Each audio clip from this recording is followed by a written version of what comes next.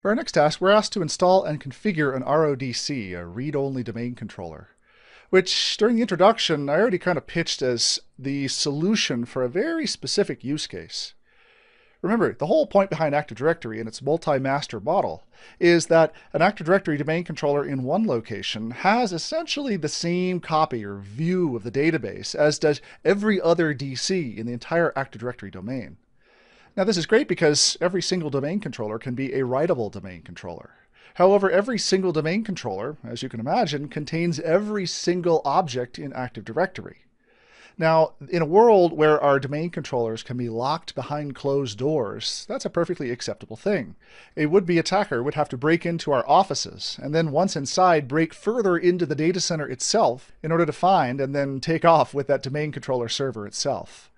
Once that person had the server, well, then they could dismount the operating system, boot it from some Linux Live CD, for example, and then with that dismounted operating system, hack into the Active Directory database and extract out all your usernames and passwords.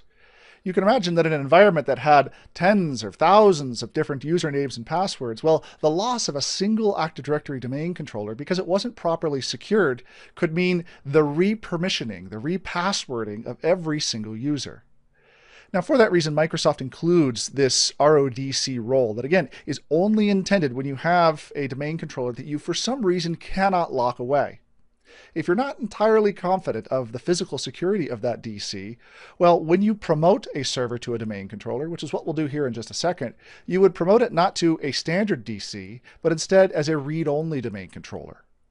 Now, as you can see here, I've already used the Add Roles and Features wizard to install the ADDS role onto this machine, and now we need to go through the process of actually promoting this machine to a domain controller. We will be promoting this DC to our existing domain, so this is our company.pri domain, and we'll use my credentials here in order to perform the operation. Here under Domain Controller Options is where we can then choose what configuration we want for this RODC. Here we need to actually configure it as an RODC, but perhaps in our case not a domain name server. In your environment, you may want to also make it a DNS server so that your local clients can resolve off of it, but for the purposes of simplicity, we'll just make this an RODC and a global catalog. I'll include this server in our default first site name because we haven't talked much about sites here just yet, and then punch in our DSRM password. So there's the password and there's the password again. If I choose next here, these are the additional options that you get whenever you create an RODC. And it's when you create that RODC first where you have the opportunity to configure what is called a delegated administrator account. Now, as you can imagine, in an office where you have a situation where you can't actually lock the domain controller behind closed doors, the likelihood that that office is a really remote office is probably pretty high. And because of that, you actually making your way physically to that location to perform services or to update the machine or do whatever else is required for the everyday maintenance of a Windows server is probably something you don't want to have to do. The problem with a regular domain controller, however, is that an administrator on the DC is automatically a domain administrator. And so you probably don't want your remote site person to be a full domain admin. And so here, when you create this RODC, you can actually create a delegated administrator account of a person that perhaps doesn't need to be a domain admin, but needs to be able to perform various management tasks on this server. I'm actually not going to configure this here now because I want to show you the location where you can configure that after you've gone through the RODC promotion process. Now, it's not only the creation of the RODC, but also how the RODC replicates passwords down that are the reason why you create it for those unsecured situations. Down here, you can see two different dialog boxes for different groups that are either allowed to replicate passwords to this DC or denied from replicating passwords to this DC. It is in this location where if you have multiple different remote sites, one for different geographic locations, it's probably a good idea for you to configure multiple different replication groups for each site so that you further constrain down just which passwords are going to be on this machine.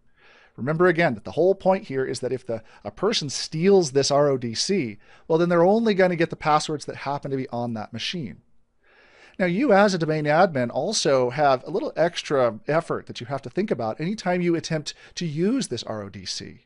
You would not, for example, want your administrators group or the company administrators group to have their passwords locally on this machine.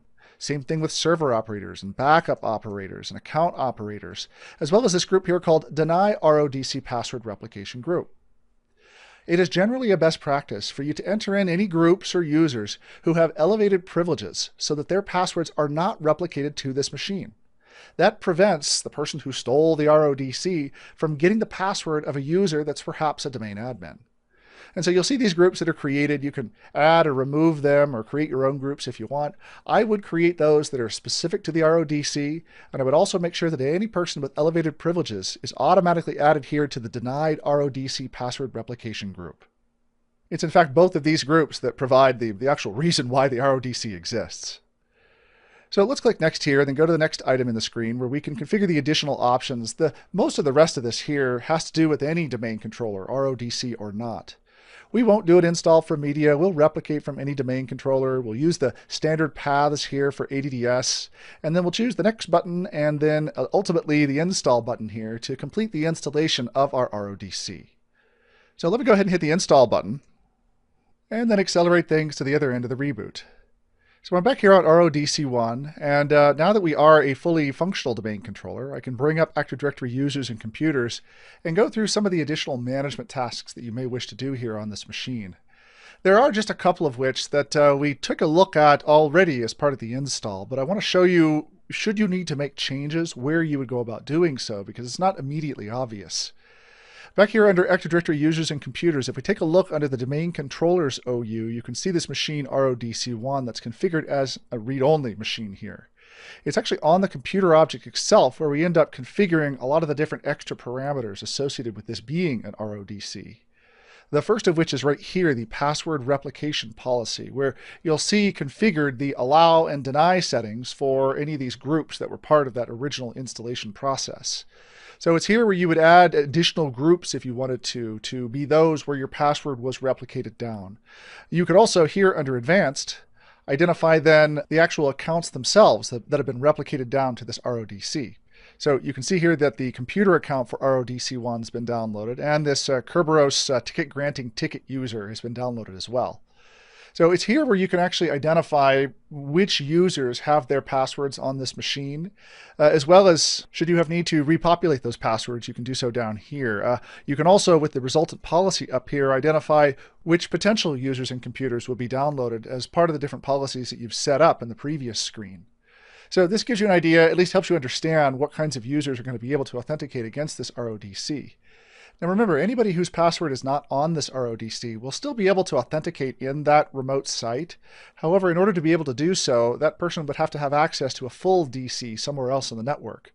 So the RODC could authenticate in a situation where the network was severed to the rest of the domain, but only for those accounts that happen to be in that local machine, those that you'll see here in the resultant policy view, or those whose accounts and the passwords have been brought down over here in the policy usage view.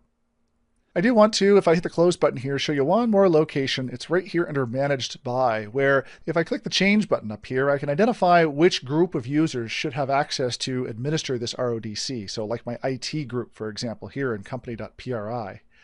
This IT group now could perform all the usual management tasks of dealing with this as being a Windows server, but would have no access to do anything associated with Active Directory, the things commonly associated with account operators and domain admins. Now there's one other command that I want to show you as well, and that actually happens back on a fully fledged DC over here. If I flip over to dc.company.pri, I actually want to show you one more command that may come in handy in a very rare situation where you have a machine that you need to pre-stage and then deliver to that remote site, and then have that not quite domain admin person promote it in that remote location to become an RODC. Now, as I said, this is kind of an edge case here, but at least it's a command you should be prepared for, called add ADDS read-only domain controller account.